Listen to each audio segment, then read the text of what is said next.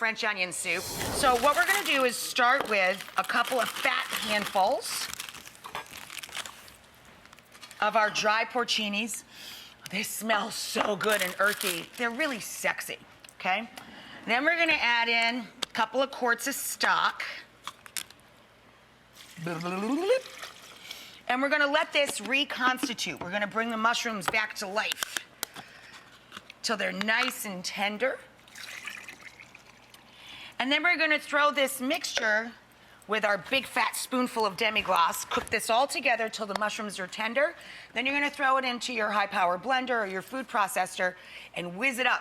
So it's all just like a thick, really rich, delicious stock to add back to your onions. Big fat spoonful of demi-glace. Now for the onions, you're gonna need 5 or 6 literally softball-sized onions. You're gonna cook these low and slow. The whole trick to making caramelized onions, which is what we're doing, is to slowly develop all of the sugar content in that big, beautiful onion. If you cook it too high and too fast, the sugars start to develop too quickly and the onions will brown rather than turn sugary, sweet, and caramel in color. So I've got a big old soup pot with a big old hunk of butter in there and some good olive oil in combination. Couple of turns of the pan first of olive oil, and then you could throw in the whole stick of butter if you like. Nobody's looking. I think in the recipe I wrote down 4 or 5, but today I threw a whole stick in there. That's what's in there. Anyway, you slice up your onions, you leave the root end attached to kind of help you keep the guy together. And then you dump the guy into the pot. And look how full the pot is. This is literally a 6-quart pot, and it's filled almost right up to the top with onions. That's because as the salt works and pulls all those liquids out, the onions cook way, way down. A little over the shoulder for luck. Now, to season the onions, I do what my mom always did, a little ground thyme. Put it in the palm of your hand, about 1/3 of a palmful. And instead of black pepper, we use white pepper in this. Very earthy, or you can use a combo of both. They taste very different. And of course, fresh bay leaf, or 2 if they're small.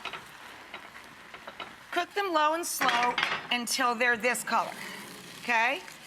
Now comes the really sexy part. Dry sherry to lift up our drippings and all that fond, the sugars that are developing on the bottom of the pan. And then a big old fat cup of white wine.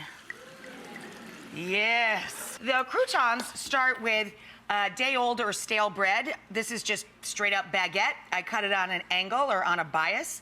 You lightly butter both sides and toast it in a skillet like that. When the bread is toasty, rub it with cut garlic so it becomes garlic toast, buttery garlic toast. Then we're going to take our soup, add our thick stock to our onion base. See how thick that is? Look how beautiful that is. I've got a piece of foil lining a tray so we don't have to wash it with our soup bowls, and the broiler getting nice and hot. And I'll just show you one. You fill this pretty close to the top, leaving a little bit of give for the bottom of the crouton to touch the soup, okay?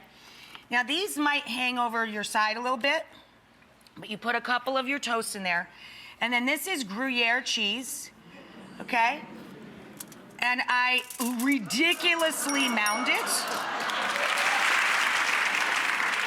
Another little twist, a little Parmigiano Reggiano on top of the Gruyere.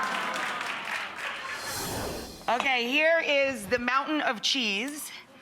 A little bit of fresh thyme up on top. Our soup spoon alongside. And there you go. French onion soup.